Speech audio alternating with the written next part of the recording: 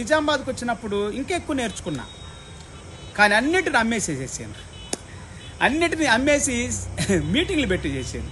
ఒకదాని తర్వాత అట్లా అమ్మేసేసేవాడిని, సువార్త ప్రకటించేవాడిని. Praise the lord.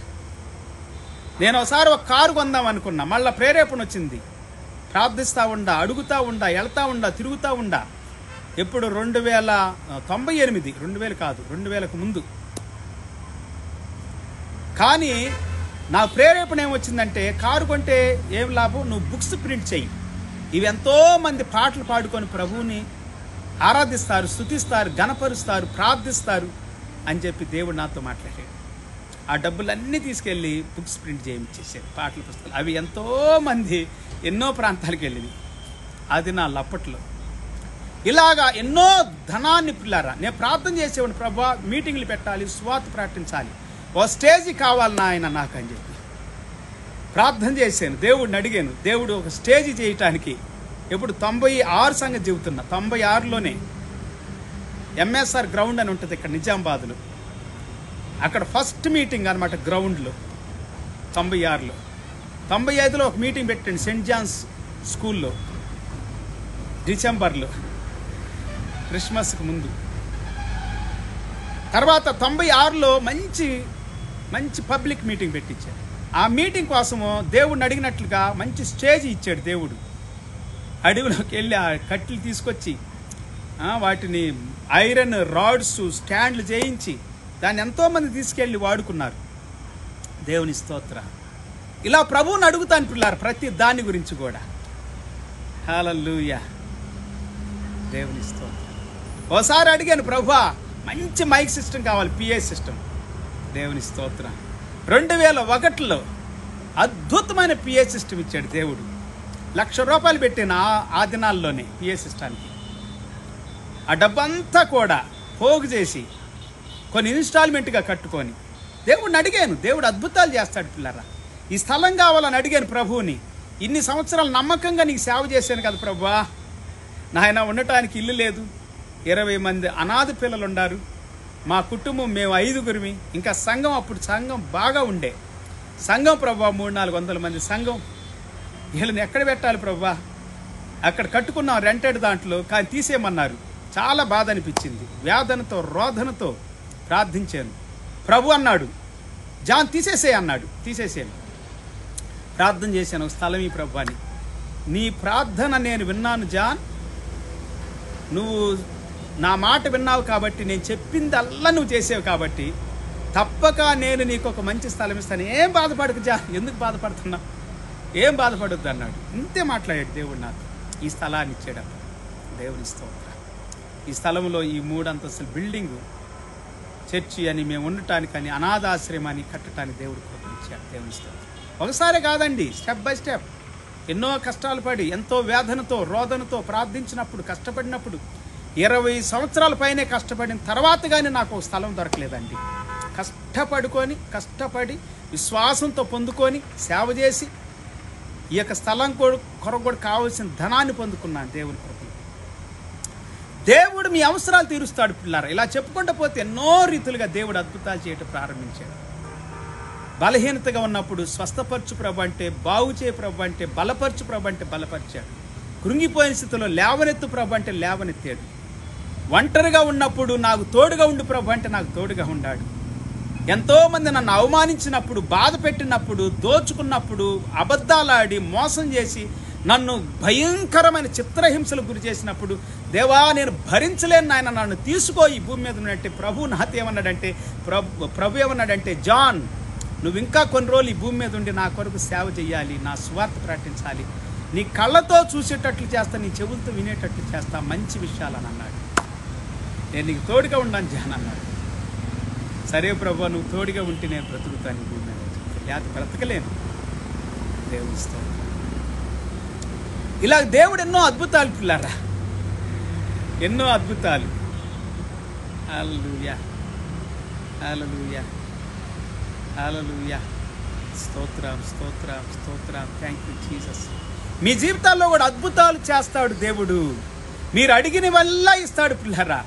నేను ఒక్కనే కట్టుబట్టలతో వచ్చాను, చాలాసార్లు చెప్పాను. ఒకే జత బట్టలు బోరు దగ్గరికి వెళ్ళి ఊరు ఎలపల్లా కొత్తపేటలో సరూర్ నగర్ వెళ్ళాలంటే కొత్తపేట దాటి వెళ్ళాలి. అది ఎల్బీ నగర్ తర్వాత వస్తుంది హైదరాబాద్లో. అక్కడ కోర్టు ఉంటుంది, అక్కడ పెద్ద హాస్టల్ ఉంటుంది, ఆ పక్కనే కొన్ని కాలనీస్ ఉంటాయి. ఎవ్వరు ఉండరు అక్కడ. కట్టేసి ఇడిచిపెట్టి వెళ్ళిపోయారు. బాగు చేసుకుని అక్కడ ఉండేవాడిని. బోరుకి దగ్గరికి వెళ్ళి, రోడ్డు మీద ఉండే బోరు దగ్గరికి వెళ్ళి ఆ జత బట్టలు ఉతుక్కొని అవి ఆరిన తర్వాత ఆరే వారికి టవల్ కట్టుకొని లుంగి పరుచుకొని ఆ యొక్క చినిగిపోయిన చాప పరుచుకొని ఎన్నో కష్టాలు పిల్లారా. అలాంటి పరిస్థితుల్లో కూడా దేవుని సన్నిధిలో సేవ చేయటం విడిచిపెట్టలేదండి. అడిగాను ప్రభువుని, చెప్పాను కదా, ఒకసారి అడిగిన ప్రభు ఆకలి అవుతుంది నాయన అడిగాను. ఒకసారి అయితే ప్రభు ఈ ఆకలి తీసే ప్రభు అని అడిగాను. మళ్ళీ ఒకరోజు అడిగిన ప్రభు ఆకలి అవుతుంది ప్రభు అని అడిగాను.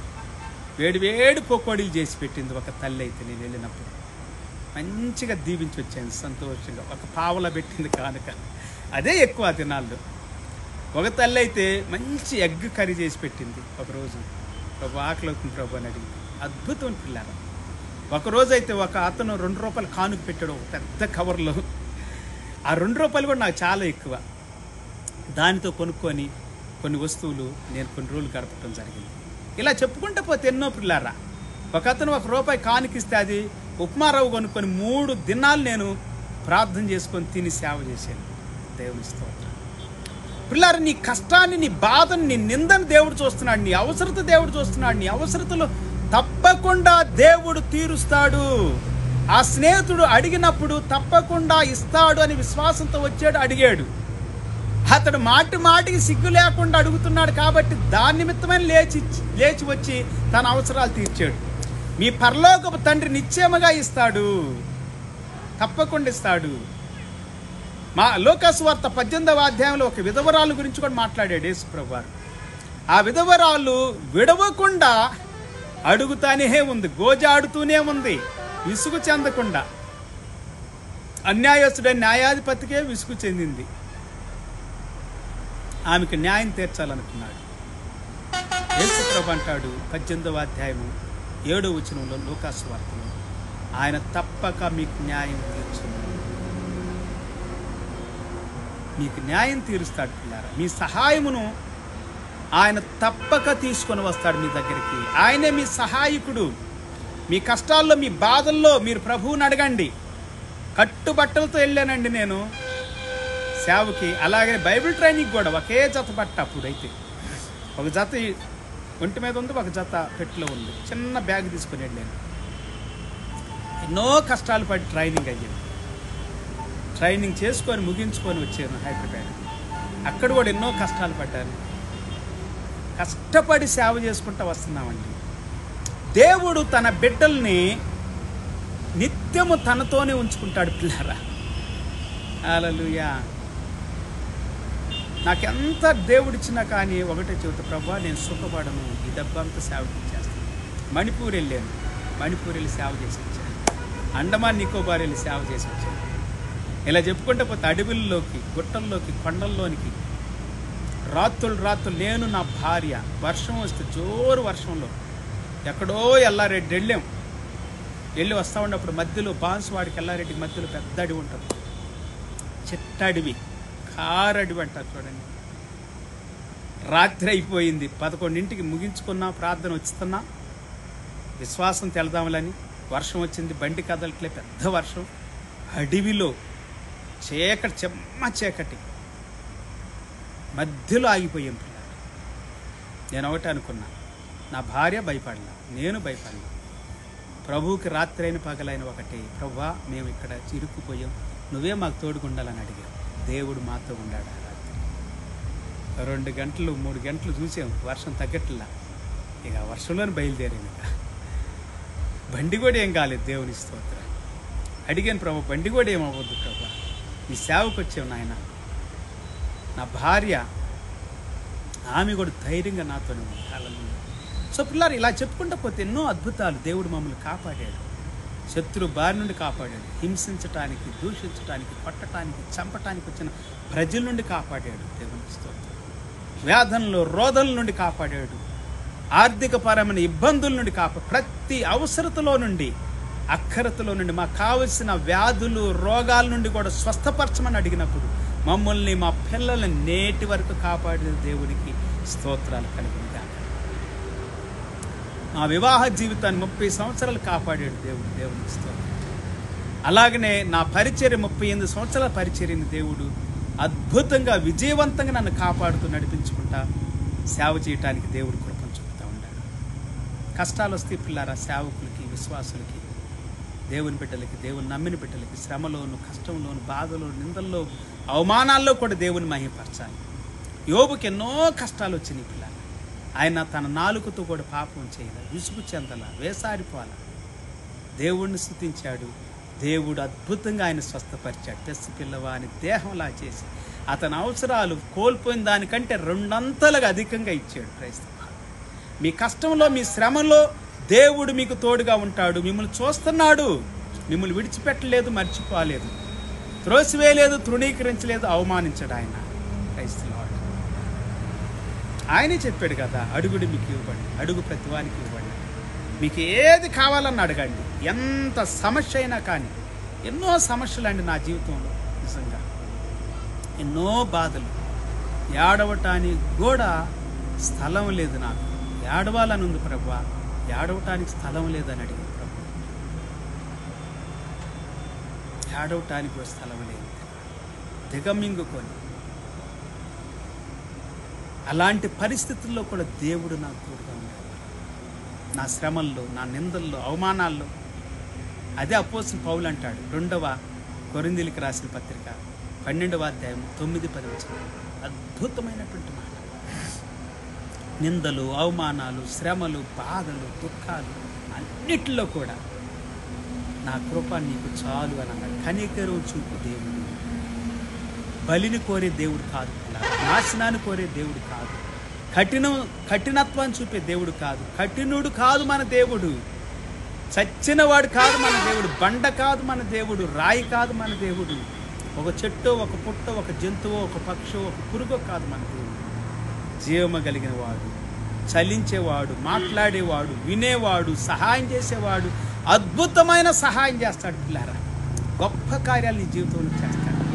ఈ విడిచిపెట్టడు. ఎన్నో శ్రమలండి.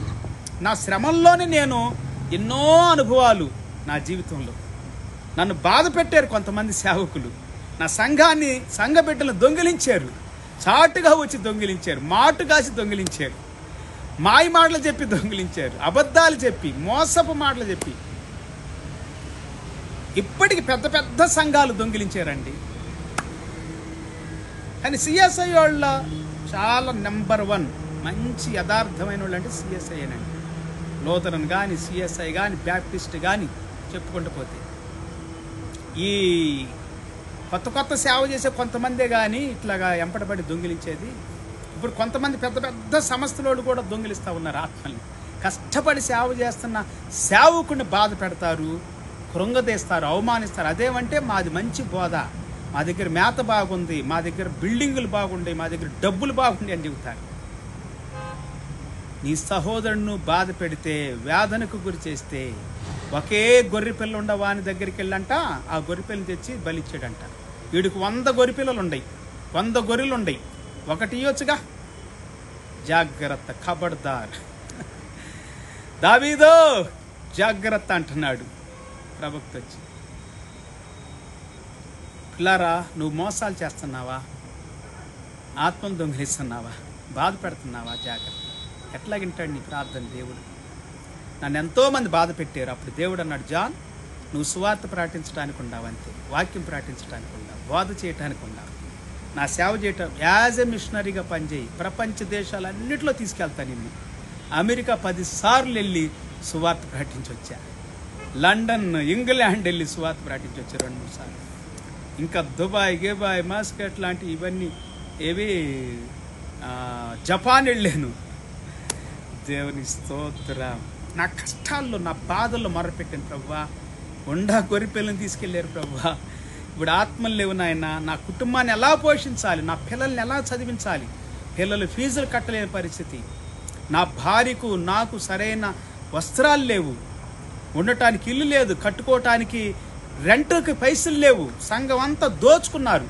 నమ్మి మీటింగ్లు పెట్టానండి పెద్ద సేవకుని పిలిపించి. ఆ సేవకుడు మొత్తం సంఘం అంతా తీసుకెళ్ళిపోయాడు.